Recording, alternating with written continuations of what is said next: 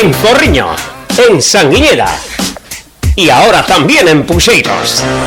Alonso Serodio, agencia de seguros, calidad, servicio y seriedad.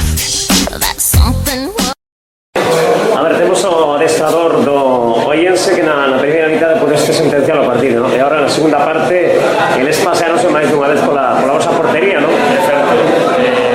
Suele o que perdona ao final suele pagadas. E bueno, tamén condicionou o partido a lesión de todo varias lesións, se faltaban a un xogador, pero bueno, fixemos un bo partido. A intención era ganar, pero bueno, se non se pode ganar, por lo menos por non perder. Que pasou no descanso para trocar tanto partido, ¿no?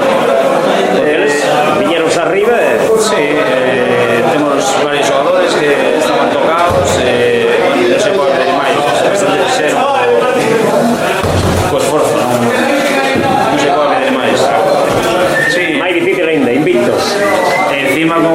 Eu estaba che regalando un pastel, non tan cargado. Encima con varios lesionados, seguro, porque aí salieron 2 ou 3 tocados e penso que algún non vai poder xogar domingo, pero bueno, nos salimos a competir sempre, Pues veña, sorte para venir a fin de semana. Moitas gracias.